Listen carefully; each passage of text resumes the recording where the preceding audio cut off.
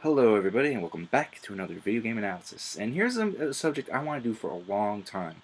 I wanted to talk about music in video games, which clearly has, with the technology of consoles and PCs and whatnot, and arcade machines, whatever, you get my idea, has increased the idea of what kind of music can be put in a game. Back in the Atari days, you had games where had no music at all, or it would have sound effects, or the music would play depending on your movement in the game, or and what interacts, which is all fine and good. But music changes the thing throughout the motives throughout the generations, and but they always had. But they always had that cohesive idea of what it does. But there's different kinds of ways it does that.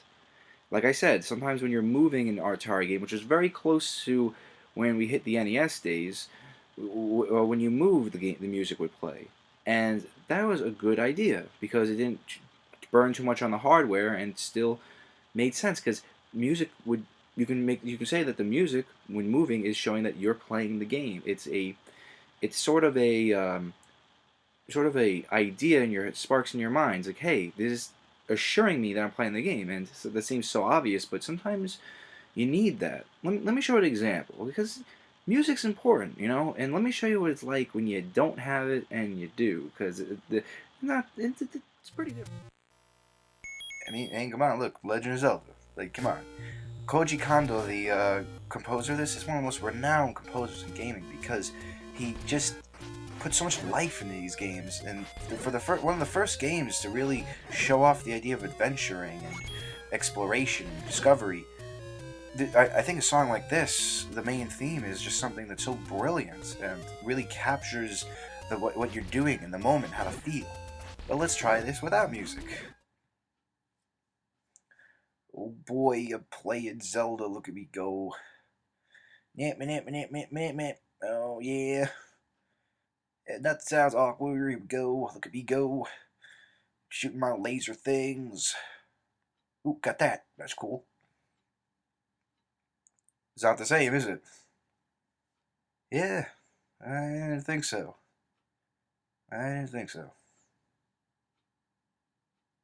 Yeah, because clearly music does inhibit a lot of ideas when gaming, when you're playing or when the designers are designing, and composers are an important part of that. And it's just simply a different experience if you don't have the music or not. With that aside, after the Atari days, sound chips were getting more advanced in console gaming and all gaming in general. And when the Super Mario Brothers came out as a launch title for the NES, that was pretty big to have songs throughout the whole game. And we've been noticing there's different songs for different kinds of levels, whether in the sky or on the ground or underground or in the water. It portrays different ideas and emotions and gives you different thoughts and different ideas. Sometimes the music can just say it for you. Well, the good example I like is from Super Mario Galaxy. Whenever you get a Power Star, the chime would go dun dun dun dun dun dun, and right afterwards there's text. You got a Power Star. Let's try to put those together.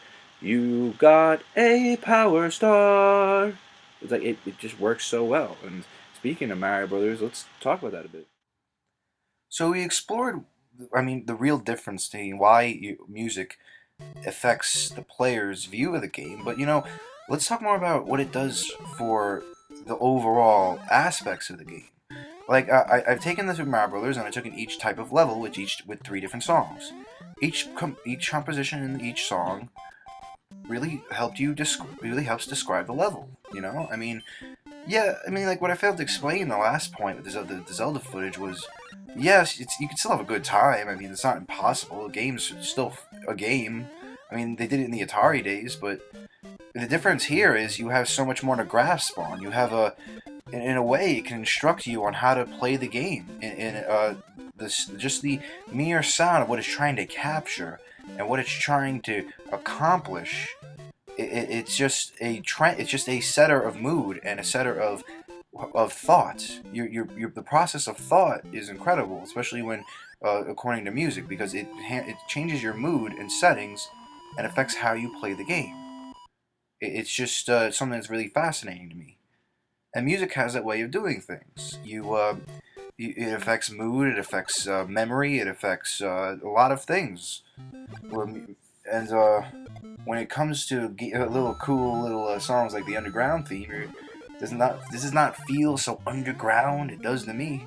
It's got the little funky thing. I mean, there are a lot of remixes of this song that even in the official Nintendo games that just sound so much funkier and cooler.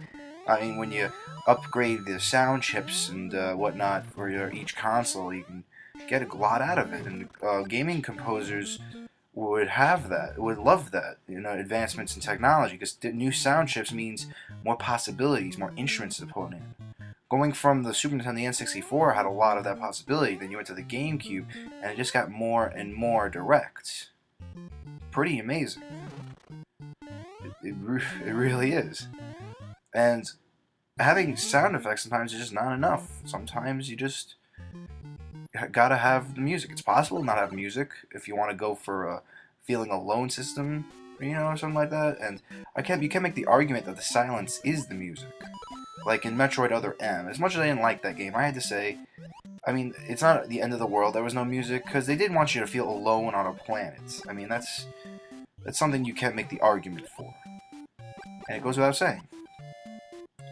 The idea here, though, is that it's just able to capture you and help you and make you think in a way where how are you going to plan your jumps. Remember, this is a platformer.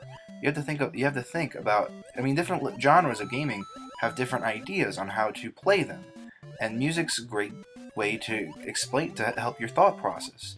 I mean, I'm sure we all have those teachers that left the radio on to help us think. Help us expand a little bit. Now right here, this music of the Game Over screen, which will play right now. Come on, play.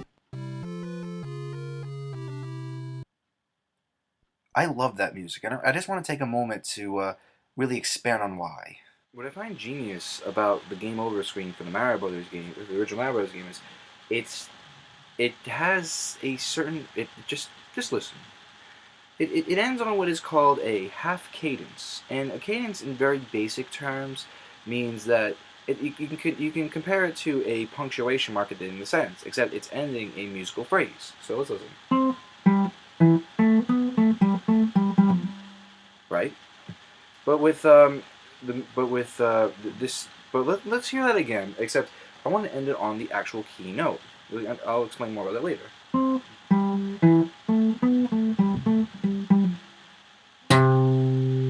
Doesn't that sound a lot more closing? Because a half cadence ends on is a ending punctuation mark for a ending on a fifth. A fifth, a keynote is a 1. In this case, it's a C note. And the fifth is a G note. Because 1, 2, 3, 4, 5. 5 is what's known as a dominant, which basically means it's just a good place to be before you hit the 1. That's why a half cadence sounds the way it does. You're ending it, but you're not ending it, which I like about the ending Game Over theme. I know I screwed up. Stay off that comment section. I know I screwed up. And I'll do that a lot. Now you could end it here, but they don't. They end it here because it's a Game Over screen. But it's telling you this game's not really over. See? You can go back to here if you just press that start button again and start the game over again. In a way, the music's telling you, don't give up now. You got plenty more chances to go. Brilliant. What's brilliant about composers, which is no different in video games, is sometimes you'll have a theme. And it's brilliant because sometimes you don't just have to do the environment. Sometimes you can make your music about something else. Maybe a definitive character or a definitive goal, or maybe even just certain parts of the game that you find that the composer might find enjoyable, like what I mentioned before, Mario Galaxy. Getting a power star is a great goal, and the musical idea was written around that. But why don't we look at something where the music idea was written about something other than the environment, which happens, and it creates something that reminds you of the character rather than the game. And yes, a main theme can remind you of a character too, but the point is, if a composer has an idea based on the characters, it's just a different way of using music in gaming.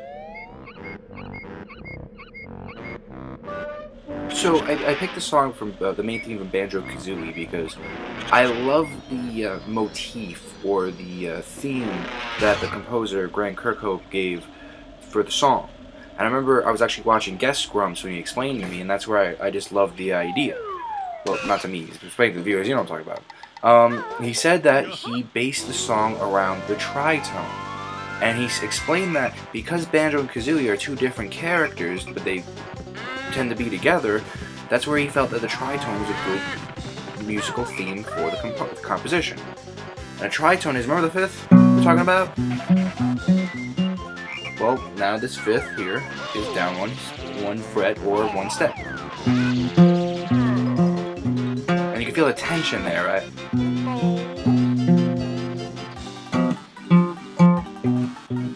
And he said a lot of Banjo-Kazooie music was based on that idea, and I think it's brilliant. Take a listen.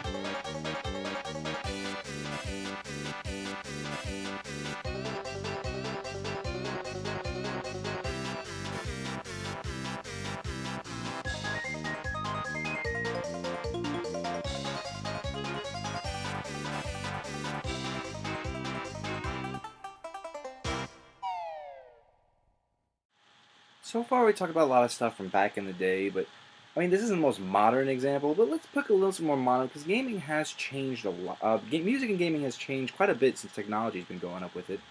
Because music, I'm not talking about gaming, I'm talking about music in general. Music advances with technology and has different purposes and uses because of technology. It's pretty parallel if you really look at the history. And it's no different in gaming.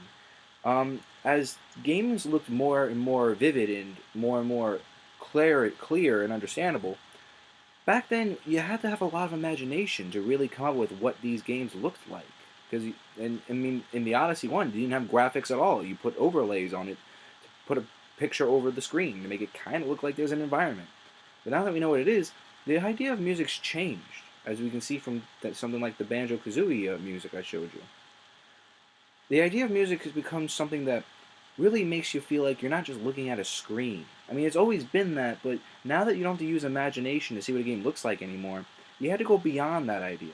You had to feel like you were in the game, which is something was done for a long time. I mean, Mario 64, I explained this last time. In a previous episode when we talked about Mario 64.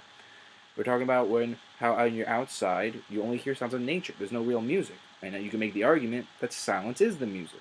The idea that you're going into a third dimension, that you're, ignore that chime, that you're going into a new world, which it just sums it up. Now, one of the last games I want to show you is one of my favorite franchises, more of the hidden ones, Okami. I really enjoy this game, and I love the music in this game. I love a lot of things about this game, but the music is just incredible. You see, right now we're here in our nice little calm nighttime setting, but then let's turn to day. You gotta excuse my sensor bar use here. My sensor bar and my computer screen were in two different places. And now, look, we're in this. The game's based in this Japanese mythological place, and man, the music captures that idea so well. The atmosphere can be felt because, look, remember, we're looking at a screen. You're not really part of this environment, but music's a great part of helping feeling that atmosphere and environment. It makes things more immersive, and immersion is just the most important part of gaming to me, other than the gameplay, because it just keeps you interested, it keeps you going. I find that so incredibly fascinating.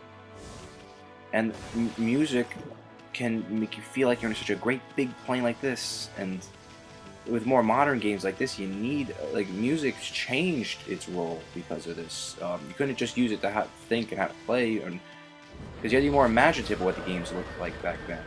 But here we see perfectly what it looks like, and or we're taking advantage. The music with the advanced soundtrack, like I mentioned before, is just makes things so alive. It's incredible. Well, that wraps things up for today. As always, thank you guys so much for watching. I've been Billy, your video game analyzer. Next time, I want to look at the Blue Bomber himself, Mega Man, because that was a pretty pivot point franchise, especially for Capcom. So we're going to look at that. We're going to see what it makes him tick. We might do a character analysis, but you know what I'd rather do? I'd rather do a social analysis. I haven't done one of those in a while. I want to see what Mega Man has done for the gaming world, and the ideas that he brought that a lot of designers wanted to emulate. So, as always, thank you for watching, and I'll see you next time.